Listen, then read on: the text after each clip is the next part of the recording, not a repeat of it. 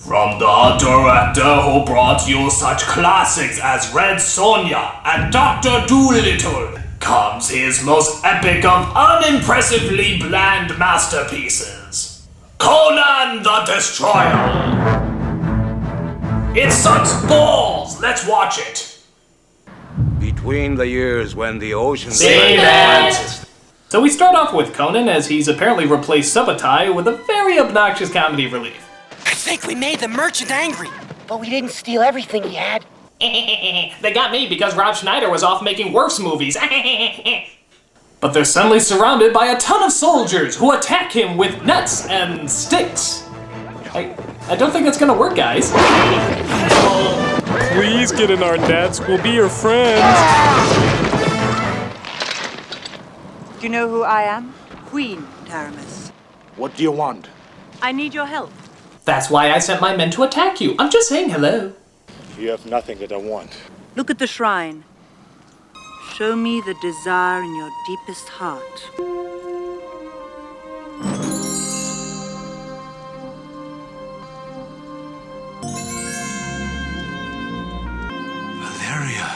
Malaria? Her name was Malaria all this time?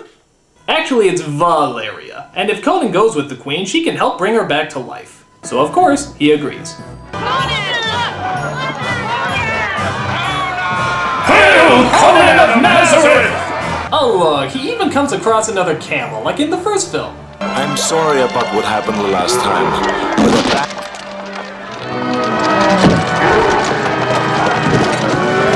Yeah. How come I get the feeling that the name of the next film is gonna be Conan, the Camel Puncher? We will drink to Dagoth, the dreaming god. The god of nonchalantness. Alright, there's a lot of story they get out here, so listen closely. It is written in the scrolls of Skelos that a woman child born with a certain mark must make a perilous journey. It is her destiny. Sounds like a pretty stupid destiny. My niece, Jenna, has such a mark. There is a key she must find. A key only she can touch. where is it? In a castle. Guarded. By a wizard. What does this key unlock? A jeweled horn. Only she can procure it. So you want me to fulfill the unknown destiny of a scroll I never read by going to a castle I can't find to lead a girl I never met to go up against a magic I cannot fathom and find a treasure I never heard of? Yep. Okay. So before they head out on their quest, the queen gives her captain of the guard some specific orders. What I do need you for is to see that this dear child is returned safely to the palace. Both the treasure and her virginity intact. I can definitely protect one of those. For she must be a virgin when she's returned to me, so she can be properly sacrificed. Yes, make sure absolutely nothing happens to her so I can kill her. Speaking of which, how come gods always want virgins? Wouldn't sluts be more accepted? They put out more and they just have a better understanding of the human body. It's pleasurably logical. But I digress. They set out on their quest and go through several villages to get to the castle. On their way, they come across Mako from the last movie, and Mayday! Hey, I didn't know she was in this movie. That kicks ass. And ironically, the situation suggests she's in view to a kill. Save her! Thieves should be hanged.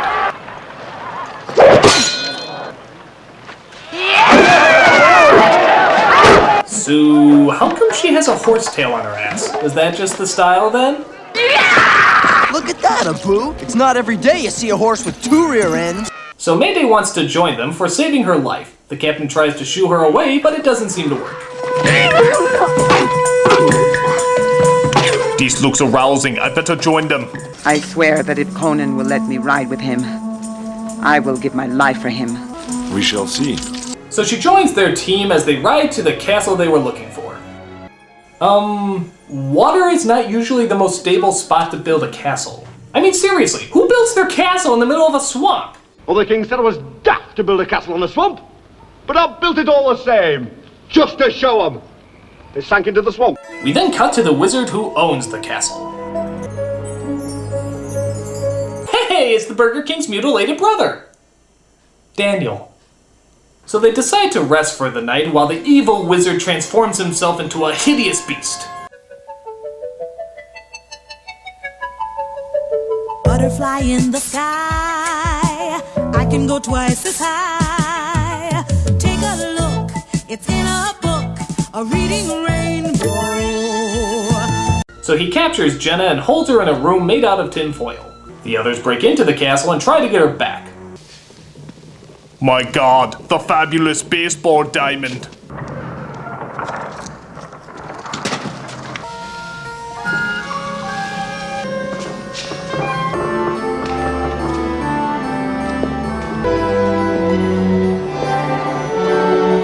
Golly, you're the most thematic wizard I've ever met. How long did it take you to plan all this? Do you do birthday parties?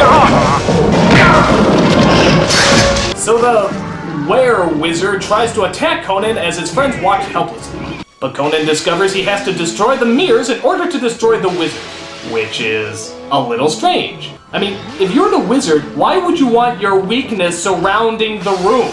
It's like Superman decorating his Fortress of Solitude with kryptonite curtains. I don't need any mirrors. I know I'm perfect.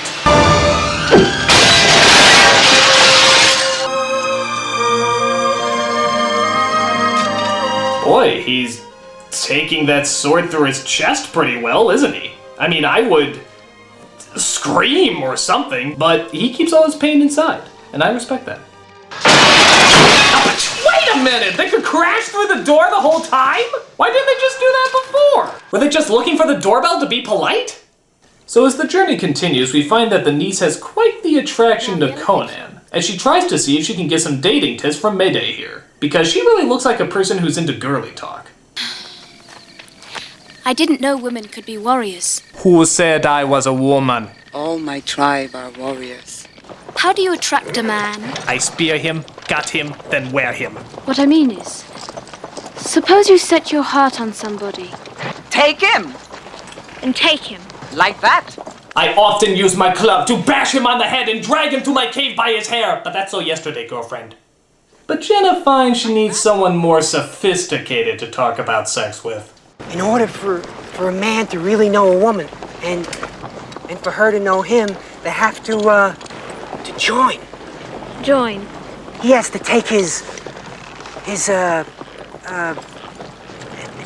and grab her by the, there you are. Join. I mean, how do you think flowers grow? The level of sexual insight this guy has is just mind-blowing, isn't it? Hell, I'd love to see this guy on some sort of sex talk show. Yeah, hi. I find I have trouble getting an erection around nighttime.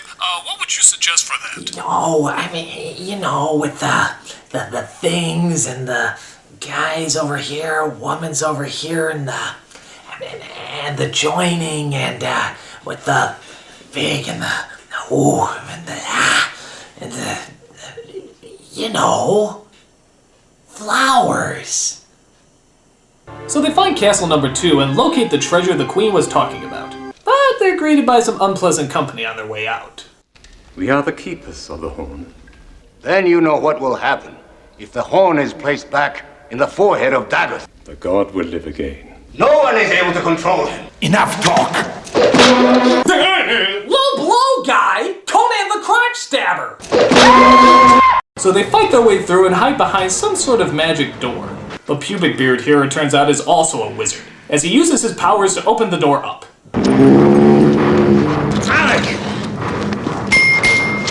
Wait a minute, did his magic just make a dinging sound?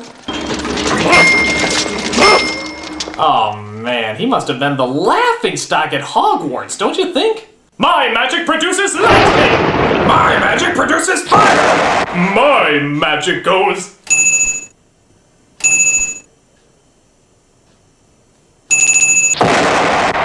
Luckily, Mako uses his own magic to show the wizard the most frightening image he can conjure up.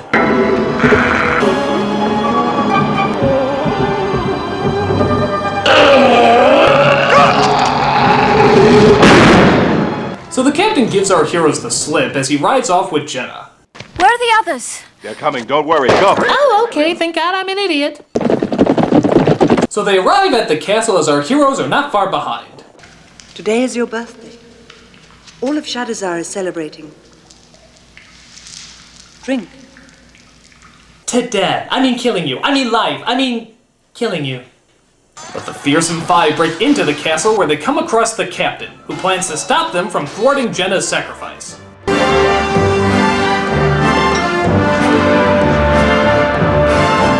So what's my birthday gift?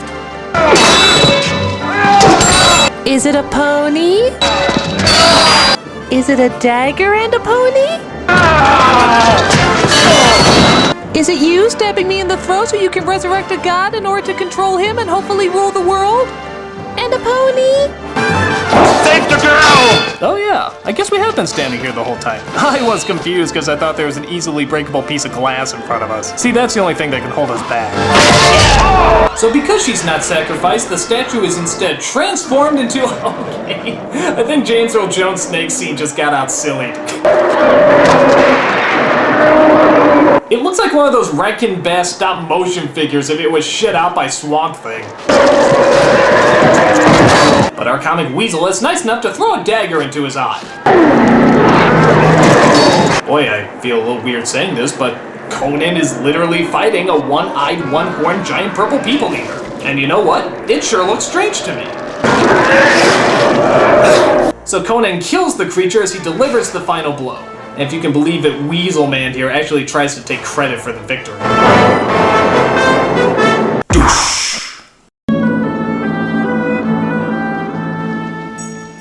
Zula, What is that? I need a captain of the guards.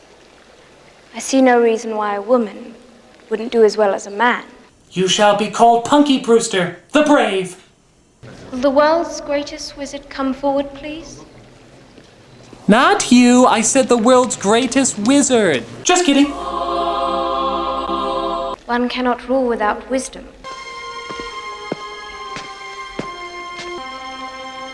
Rule Shadizar with me.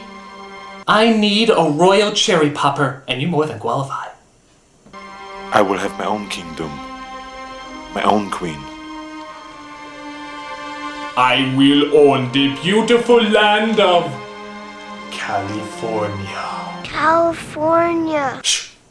So Conan rides off to find his own kingdom, and thus we get an ending pretty much identical to the first one. Till at last, he found his own kingdom and wore his crown upon a troubled brow.